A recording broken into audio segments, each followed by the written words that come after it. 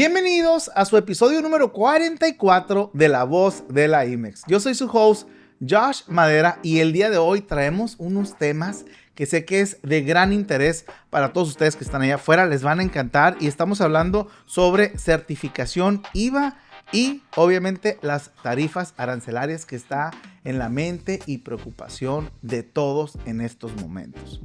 Como es costumbre, traemos un experto para que nos guíe, nos asesore, nos ayude a entender mejor este tipo de temas. Él es socio de comercio exterior en Deloitte, México, y es el subdirector del Comité de Comercio Exterior en Index Zona Costa. Estamos hablando del licenciado Manuel Muñiz. Manuel, bienvenido. Gracias Josh por tenernos aquí. No, al contrario, sé que andas bien ocupado ahorita con muchísima chamba, mucho trabajo y de verdad que gracias por hacer ese tiempo para acompañarnos. Claro, un honor, un gusto.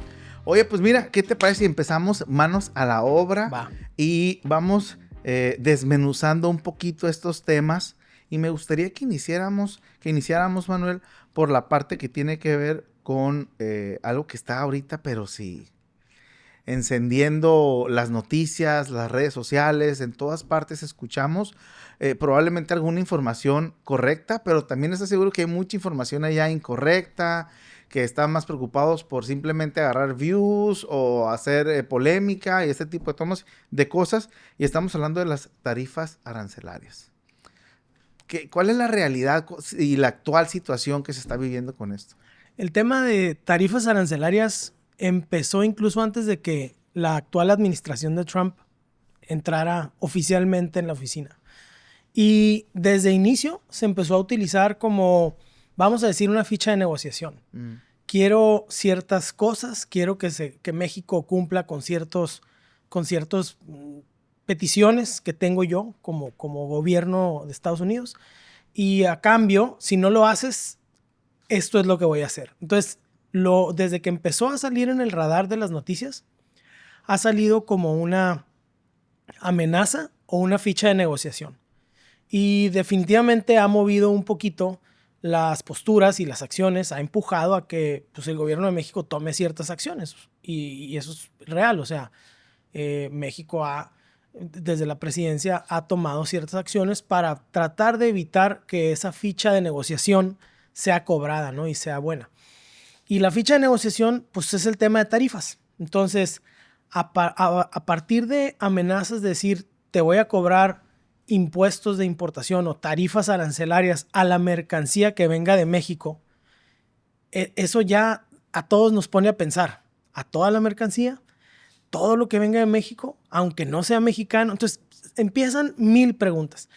Y ese es el motivo. O sea, el motivo es generar tal comentario y tal ruido y que sea tan eficiente esa amenaza de negociación que en realidad nos dé mucho miedo, nos dé mucha preocupación, nos abra muchas preguntas que no podemos resolver en el momento porque no tenemos más información y ponga una serie de actividades en marcha, ¿verdad?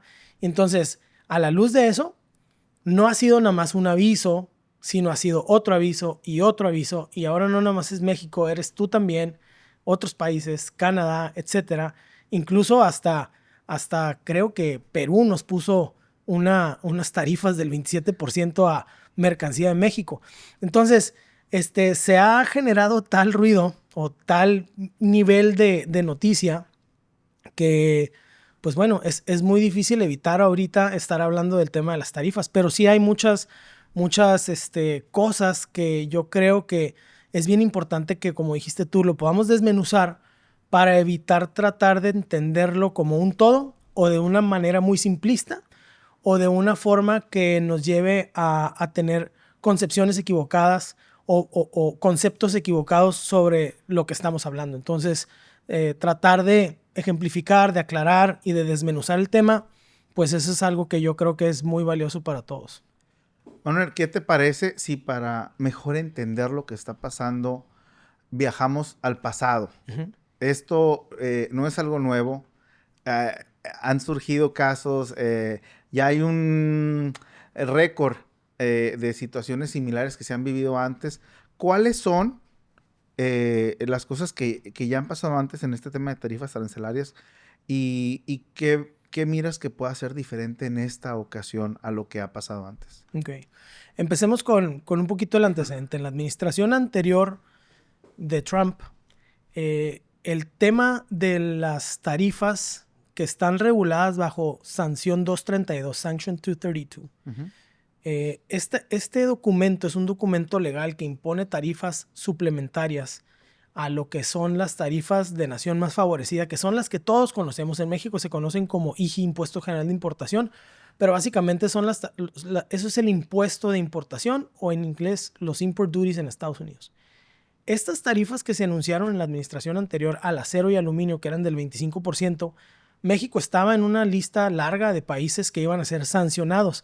Son tarifas de sanción, son suplementarias a estas tarifas que te comento de nación más favorecida. Bueno, entonces, esas ya se habían puesto en marcha por el tema de la renegociación del Telecán, ahora Temec, y específicamente por el acero que se utilizaba en la industria automotriz en Estados Unidos, que la industria automotriz de Estados Unidos había empezado a sacar sus plantas productivas y había un supuesto desempleo, ¿verdad? Entonces, todo esto, en la revoltura de todos esos temas, se identificó que el poner sanciones a la importación de acero de México del 25% iba a ayudar a presionar para que negociáramos o renegociáramos el Telecán, el Temec. Y se logró. Cuando nosotros accedimos a estar en estas negociaciones y avanzar en ese proceso, es que nos exentaron, y eso fue, no nos quitaron de la lista, sino se nos dio una exención bajo las sanciones 232 de que no nos cobraran el 25%, o bueno, al importador en Estados Unidos no tuviera que pagar un 25% adicional como tarifa suplementaria para la importación de acero y de aluminio. En el tiempo, la noticia que acaba de pasar hace 2 semanas sobre acero y aluminio va específicamente a que esa exención que nos dieron en la administración anterior nos la van a eliminar a partir de marzo. Entonces, en ese preámbulo estamos hablando de un instrumento legal que son las sanciones 232. En ese instrumento legal existen mecanismos para que haya exenciones por país, exenciones por exportador, exenciones por tipo de mercancía. Entonces, existen en Estados Unidos peticiones que se pueden hacer, no son garantizadas que se entregan o se otorgan, pero se pueden hacer exenciones para tratar de evitar caer en esa lista de sanción, ¿va? Pero eso es lo que es. Son sanciones vía tarifas arancelarias que tiene el Poder Ejecutivo o el presidente de imponer. Y lo único, o sea, no es como que impuso algo nuevo. Lo único que hizo es nos quitó la exención que ya nos había dado, pero nosotros estábamos en la lista de sancionados desde la administración anterior. Entonces, eso es una parte nada más de todas las noticias, ¿va? ¿Tú consideras, Manuel, que todo este ambiente que actualmente se está viviendo y toda esta información actualmente está teniendo alguna consecuencia en la industria aquí en México? ¿O ves que las empresas estén tomando ciertas acciones, ciertas medidas, o están a la espera? ¿No está afectando? ¿Sí está afectando? ¿Cuál es el panorama que ves en la industria? Es muy buena pregunta porque si todo el mundo está preguntando. Todo el mundo, yo he tenido un gran volumen de llamadas que incluso hacemos nosotros en conjunto con nuestro equipo de Estados Unidos, porque al final del día es un impacto en Estados Unidos. Pero como es stop and go, o sea, le dicen que sí, y luego que no, y luego que sí, y luego que no. Es difícil como que tomar acción y crear estrategia y diseñar cuál es el camino. Lo que sea que se define como estrategia, el camino que se vaya a tomar para efectos de prevenir o para efectos de contrarrestar el impacto, debe de verse desde una perspectiva global. No se puede ver nada más como México, ¿qué va a hacer? Pues México exporta. El impacto está en el importador. Entonces, como empresa global o como organización multinacional, ¿qué es lo que vas a hacer? Entonces, todo tiene que ver desde una perspectiva global. Habiendo dicho eso, me regreso al tema, porque es el tema que más preguntan, el tema de las tarifas anunciadas del 25% de todo lo que venga de México. Entonces, esas tarifas no son no desprenden del mismo documento legal de las sanciones 232 o las sanciones 301 que van a China. Es de otro instrumento legal que es de emergencia y por las siglas en inglés es IEEPA, que es básicamente un acto de autoridad que por emergencia y por orden ejecutiva puede imponer tarifas suplementarias basado en ciertos criterios. Esos criterios van alineados con las reglas de origen no preferenciales. Y esas reglas de origen no preferenciales son las que van a dictaminar a qué mercancía o las que van a dictar a qué mercancía sí se le va a imponer el 25% de arancel que venga de México. Entonces, para ejemplificar, oye, yo importé mercancía que es de otro origen, vamos a decir de origen chino, de origen Japón, de origen Corea, de origen de cualquier otro, Turquía o europeo. Y yo no le hago nada en México, lo importo a México y lo mando a Estados Unidos. ¿Cambió el origen? No, no cambió el origen, es el mismo origen. Entonces, ¿le van a aplicar las tarifas suplementarias de emergencia del 25%? Pues no le va a aplicar porque el origen no es México. Aunque vengan de México, el origen no es México. Entonces, un concepto bien importante que debemos tener claro es que las tarifas suplementarias de emergencia, que son las del 25% que se han anunciado tanto, que ahorita están en suspensión, ¿no? Sí entraron en efecto y luego Claudia le habló al presidente, llegaron a ciertos acuerdos y también se puso en pausa. Ok, se aplazó, vamos a decir.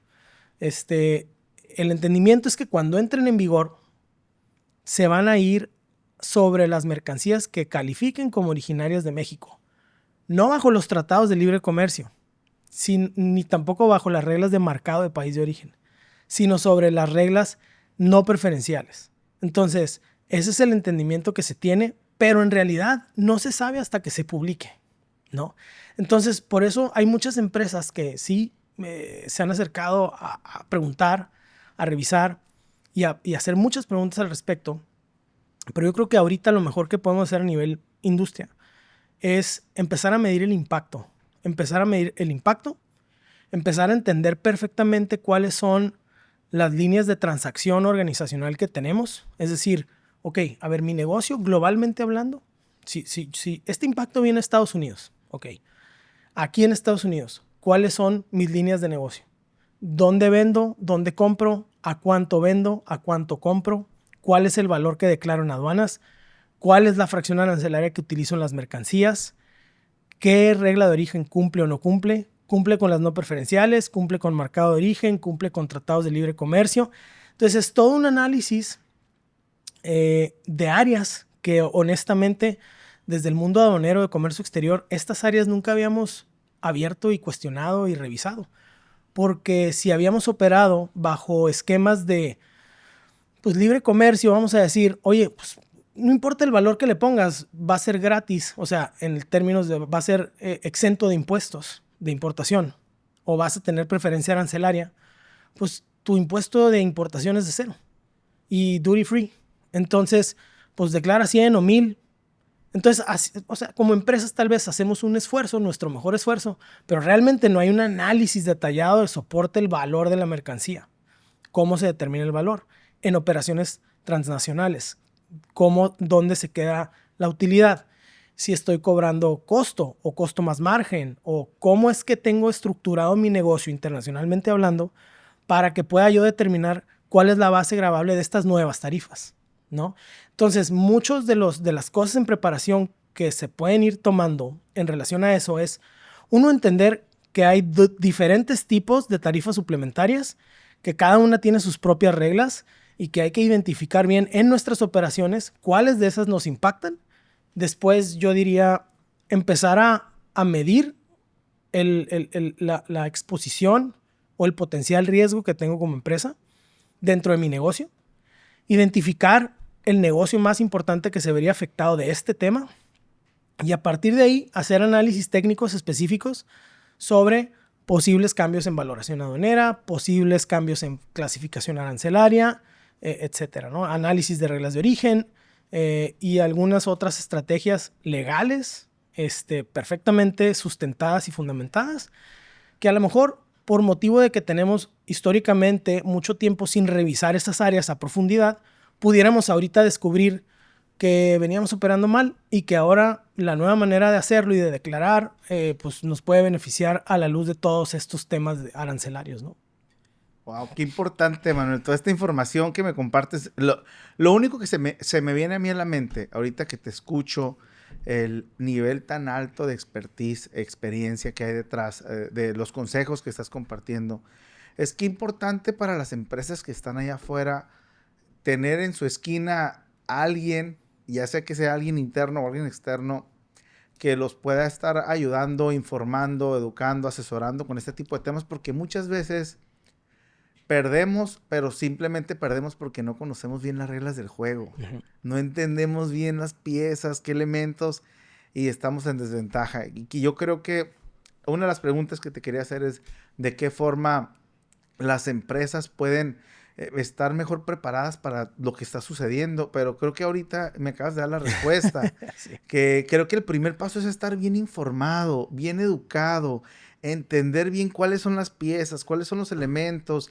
qué tomar en cuenta, qué no, qué sí qué es una posibilidad, qué no es, o sea, yo creo que eso es fundamental, o sea, realmente tener en tu esquina a alguien que conoce y entiende a la perfección las reglas del juego. Creo que eso es el paso número uno que deben de tomar todas las empresas que están de alguna forma preocupadas o que tienen incertidumbre en qué deben de hacer.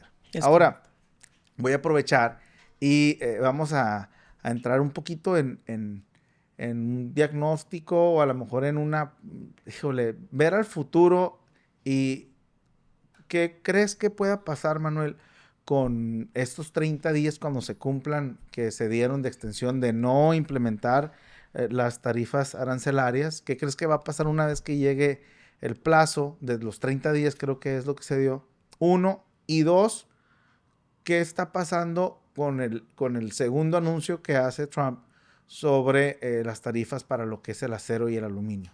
Ok.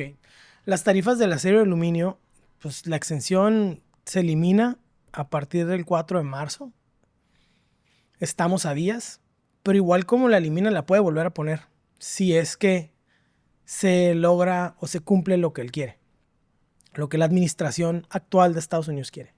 Entonces, mucho depende de qué es lo que quiere, porque todo esto es negociación al final del día. 100%. El impacto económico es de las empresas. Entonces, por ejemplo, tú como empresa en Estados Unidos dices, bueno, ¿cuánto puedo pagar ese 25% de arancel? Porque es esencial para mi vida. O sea, es mi materia prima o es mi producto y es básicamente lo que me da de comer, es lo que vendo y por lo tanto, sin eso no hay ingresos. Entonces, ¿qué tanto puedo asumir ese costo? Básicamente se va al margen de la empresa, o sea, se va al margen de utilidad que puedas generar un negocio.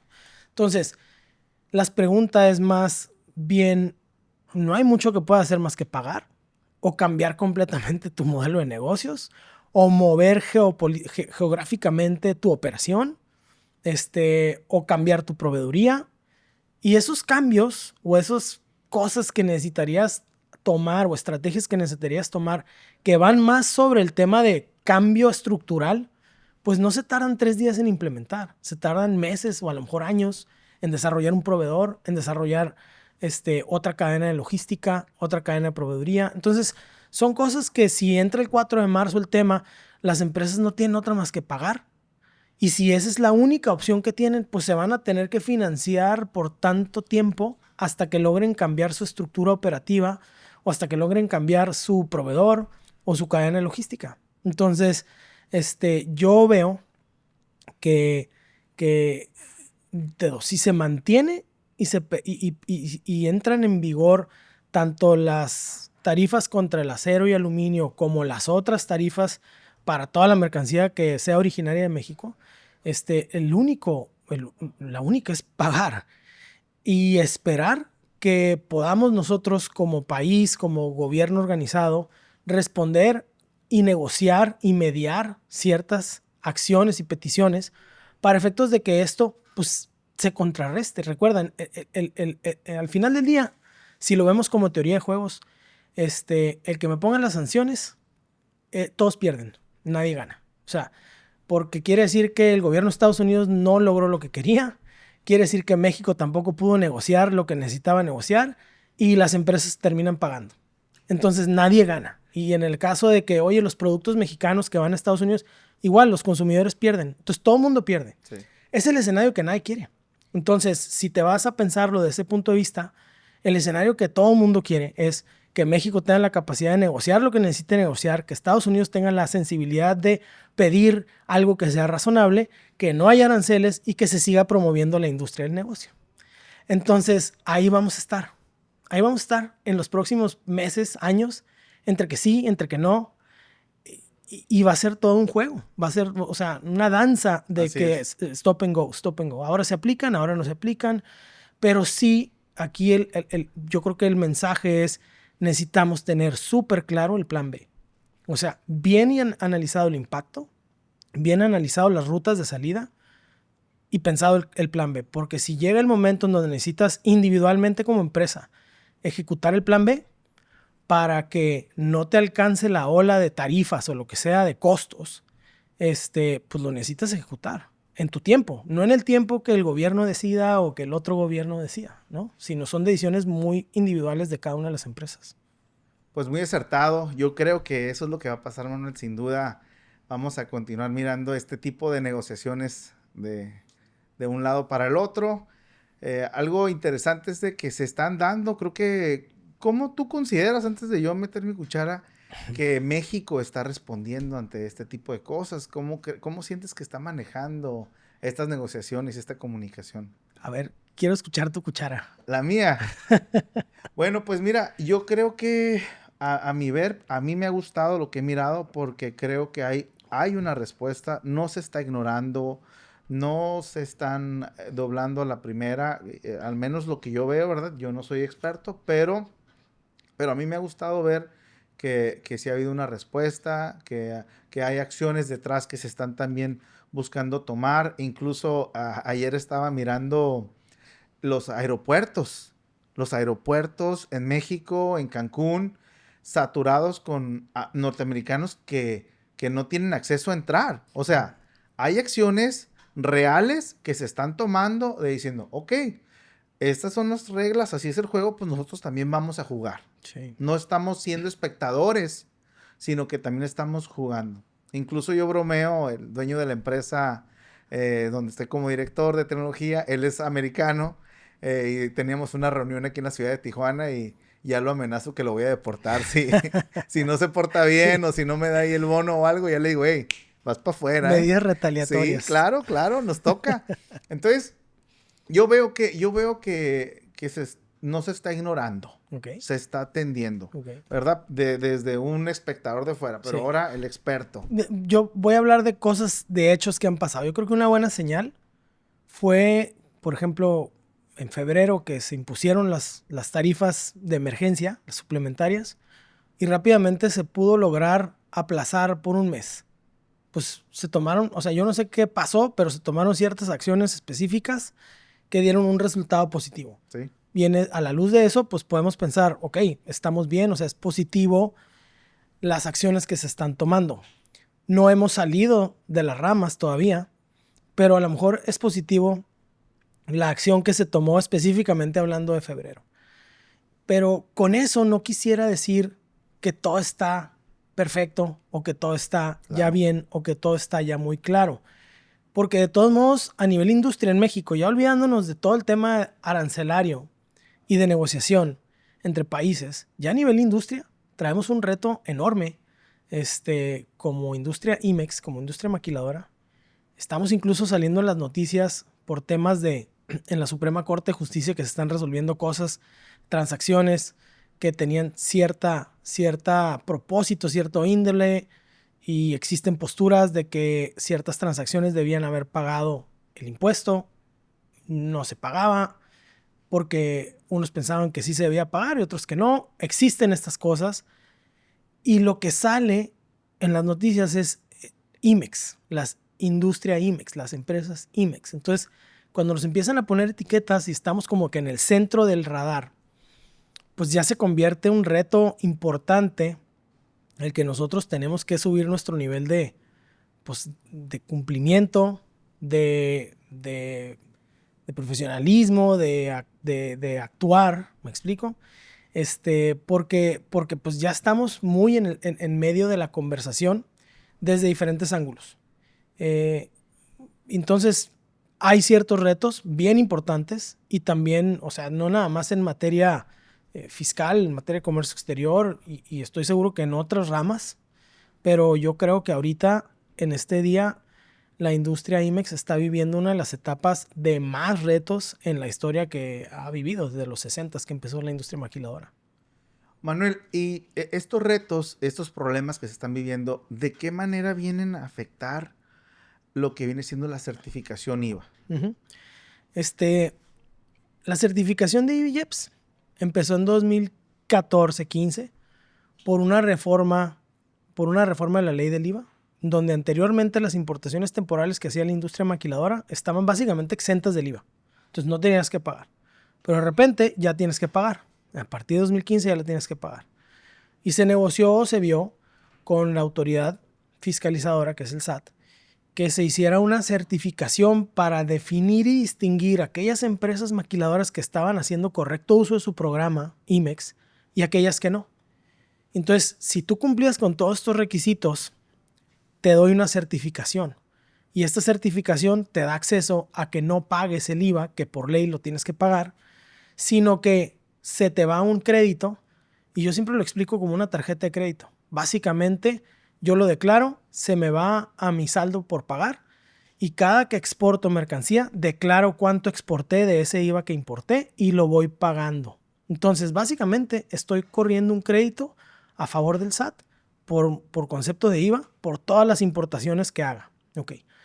Pero a cambio de ese crédito, tienes 40 y tantos puntos de certificación que cumplir. Y como todas las certificaciones, pues esta no es ninguna certificación fácil, es una certificación compleja, complicada, con una autoridad que pues, puede cambiar el criterio de cómo cumplir con cierto requisito. Este documento, prueba la evidencia, viene otra autoridad, este requisito ya no me ampara, ya no me cumples, no es evidencia suficiente para cumplir con el requisito. Entonces, imagínate tú, o sea, tomando esto en consideración, que la misma autoridad puede tomar ciertos requisitos, considerarte que no cumples y por lo tanto retirarte la certificación, como ya pasaron 10 años de que empezó a acumularse un crédito, pues imagínate tú, todos los usuarios de esta certificación, cuánto han declarado como IVA pendiente de pagar, o sea, que lo traen ahí en el crédito, en la bolsa. Entonces es muy fácil para el SAT no hacer una reforma fiscal, voltear a ver su crédito de IVA que tiene a favor de todos los importadores IMEX que han estado utilizando el programa y decir, pues con que cancele el 5% de las empresas de un padrón de 6,000, con eso voy a recaudar 400,000 millones de pesos este año. Entonces, pues ok, escógelas y ve y ejecútelas. Oye, ¿y cómo las cancelo? Pues con cualquiera de estos puntos de requisitos que no me cumplan, con eso es suficiente, las cancelas. ¿Y qué tengo que hacer como empresa si me cancelan?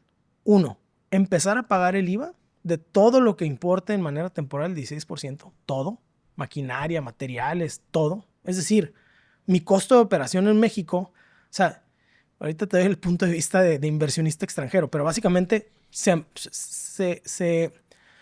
crece el costo de operación en México por 16% así de entrada, ¿va? Sí. Oye, el IVA es acreditable, ¿lo puedo recuperar más adelante? Sí, pero esa es otra discusión. O sea, podemos acreditar el IVA y recuperarlo en X número de meses, entonces se convierte en un tema de flujo financiero. Entonces, hagamos análisis financieros para ver si quieres financiar una operación al 16% más caro de lo que normalmente tú habías proyectado, a lo mejor un plan de 5 años de crecimiento en México. ¿Cómo te impacta eso en tus planes de inversión en México? Puede que sea un impacto negativo para nosotros como mexicanos que queremos inversión y que queremos crecer. Bueno, esa parte. Pues entonces me regreso al punto de vista del SAT. Si ellos están identificando que aquí en la panza tengo por cobrar X mil millones de pesos de IVA y que con que cancele poquitos voy a poder recaudar lo que yo necesito o lo que quiero, pues entonces hago un plan maestro de fiscalización. Y entonces les aviso a las empresas cuáles son las áreas que me preocupan, cuáles son las áreas que yo estoy viendo y que no entiendo, o que asumo que hay operaciones irregulares, o que considero que son fraude, Y sobre eso es lo que voy a trabajar. Entonces, está echado a andar un plan maestro de fiscalización donde en el centro y en medio, o sea, en el medio y enfrente de todo este plan están las empresas que gozan precisamente de la certificación de EVGEPS. Entonces, se convierte extremadamente importante, extremadamente relevante el que podamos tener todos los recursos necesarios como empresas maquiladoras, IMEX, para poderle hacer frente a esta certificación desde el punto de vista de conocimiento técnico, de herramientas tecnológicas, de capacidad humana, y de estar en la estrategia de la continuidad de negocios de la empresa a nivel corporativo, a nivel inversión. Entonces, te dije, me iba a ir otra vez a la mentalidad del inversionista. Yo me voy al inversionista y digo, oye, yo invertí en México porque es más barato, ¿sí? Y mi plan era crecer en 7, 10 años con estas tasas, con estos costos. Pero ahora resulta que tengo que financiar el 16% arriba de la operación de toda mi estimación. Entonces ahí muchas empresas van a decir, no me conviene, me voy. No me conviene, me voy a otro lugar. Entonces, en esa parte es donde entra la decisión de corporativo y de decir, necesitamos darle paz a ellos. De decirles, no te preocupes, a nosotros no nos va a pasar eso. ¿Por qué? Porque este es el plan que te presento para cumplir exactamente y perfectamente toda la certificación de EVGEPS. Sigue con tus planes de inversión en México. Por este lado no te va a pasar nada. A lo mejor por otros lados, ¿no? Porque no es el único tema. Si te traes a un fiscalista, si te traes a otra persona, un especialista en otra materia, a lo mejor trae otros problemas y otros temas a la mesa. Pero en comercio exterior, ahorita, este es un tema súper importante que puede implicar o significar pérdida y relocalización de inversiones, de empresas, el prevenir nuevas inversiones en México, pérdida de empleos, lo estamos viendo en Tijuana, pérdidas de empleos, pérdida de negocio y básicamente es desinversión. Entonces, sí tenemos un reto súper grande. Entonces, necesitamos saber cada uno de nosotros cuánto traemos en el estado de cuenta de nuestras tarjetas de crédito, en el IVA, ¿sí?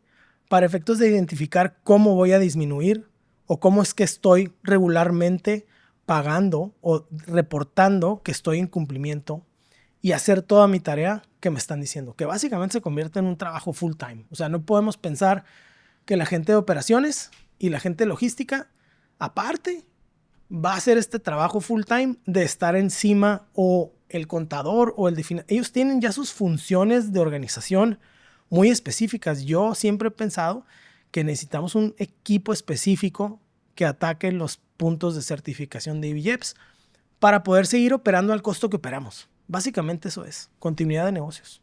Qué importante, Manuel, es lo primero que pienso es donde hay mucho valor al ser parte de Index, ¿no? Y poder estar con tantos expertos y otras empresas y compartir este tipo de información y que fluyan los problemas, los retos y buscar soluciones unidos, no estar solos. Quiero preguntarte, Manuel, ¿cuáles son los problemas, las fallas más comunes? Tal vez mencióname las 2 o 3 más comunes que ves que las empresas están cometiendo y por lo cual están perdiendo esta certificación. Ok. Es una pregunta muy interesante porque si la puedo contestar desde el punto de vista industria o la puedo contestar desde el punto de vista autoridad. ¿A qué me refiero con esto? Desde el punto de vista industria, conozco perfectamente cuáles son los retos más grandes de cumplimiento. Es decir, históricamente, por la experiencia que tengo en la industria, históricamente los retos más grandes de cumplimiento vienen alrededor de control de inventarios para efectos de comercio exterior. O sea, amarrar todos tus inventarios a nivel pedimentos de importación, exportación, demostrar que se fueron y que la autoridad te entienda la historia que le estás planteando en un reporte, básicamente. Eso es un reto enorme, históricamente hablando. Otro reto es el tener controlado y 100% amparado el uso de las máquinas o la importación, la legal tenencia y legal importación de todas las máquinas que están en la operación en planta, en el piso de producción. O sea, que las podemos identificar a nivel marca, modelo y serie. Es un reto histórico que la maquiladora y las empresas IMEX han tenido toda la vida. Entonces, Si yo te diría las dos más importantes desde el punto de vista de industria, yo sé que ese es el reto más grande. Ahora, ¿por eso las están cancelando? No. Las están cancelando por temas más sencillos. Porque el ángulo de la autoridad es, ¿para qué me meto a revisar todo eso cuando aquí estoy viendo que su domicilio no coincide? ¿Sí? Entre el contrato de arrendamiento y tal vez el domicilio que tiene registrado en el SAT o en economía no es el mismo. Entonces, pues esa es una causal de cancelación. Entonces, eso. Ya no me tengo que meter a un nivel más profundo de detalle como autoridad. Y pues si pienso en eficiencias, quiero trabajarlo menos y cobrarlo más. Claro. Entonces, si lo pienso como el SAT, yo te puedo decir, pues con ese error de domicilios o con el error de que no me actualizaste tus representantes legales o con el error de que, oye, no actualizaste socios y accionistas de la empresa, con eso es suficiente para cancelarte. Imagínate que por algo tan sencillo te lleguen a cancelar simplemente lo que hablamos hace rato, no saber. ¿Sabes qué? No me tengo que imaginar, lo he vivido. O sea, porque llegan con nosotros casos que son reales, que están en esa situación. Y es muy súper triste ver ese tipo de temas. Y más, saber y conocer y aprender que por esos temas se pierden cientos de empleos en Tijuana. Uf, durísimo. En verdad que creo que la entrevista de hoy trae mucho valor a todas las personas que siguen este podcast. Estoy sumamente contento y agradecido de que, como se dieron las cosas, no estaba planeado, pero se dieron las cosas para que hoy estemos aquí compartiendo. Así que le doy gracias a Dios por eso. Y muchas gracias. Quiero agradecerte. Sé que traes reuniones muy importantes que atender. También nosotros por ahí traemos ahorita algunas cosas que vienen, pero creo que el día de hoy logramos el objetivo de informar, de educar, de compartir a esta comunidad del podcast La Voz de la IMEX. Me gustaría cerrar con una pregunta o una solicitud. Okay. Me gustaría, Manuel, que compartas algún consejo o algo que consideras que es importante que los empresarios allá afuera tengan en mente. No se esperen a que sea muy tarde. Necesitamos actuar ya. No podemos postergar los temas. Necesitamos actuar ya. Yo sé que hay muchas cosas que tienen que hacer como empresarios, como industria, como empresa, pero ya no tenemos tiempo de retrasarlo más. O sea, el momento es ahorita. Necesitamos tomar acción ya. Y acción acertada, no nada más acción. Me encanta, Manuel. Muchísimas gracias una vez más. Claro. Y esperamos tenerte en un futuro. Por supuesto. En otro episodio. Considero esto como una invitación. Ya estás. Aceptada. Perfecto. Okay. Bueno, muchas gracias a todos los que se quedaron hasta el final de este episodio número 44. Yo me despido. Soy su host, Josh Madera. Y asegúrense de darle ahí a la campanita, compartir, comentar. Nos encanta cuando llegan sus comentarios. Así que nos vemos y nos escuchamos en el próximo episodio del podcast La Voz de la IMEX.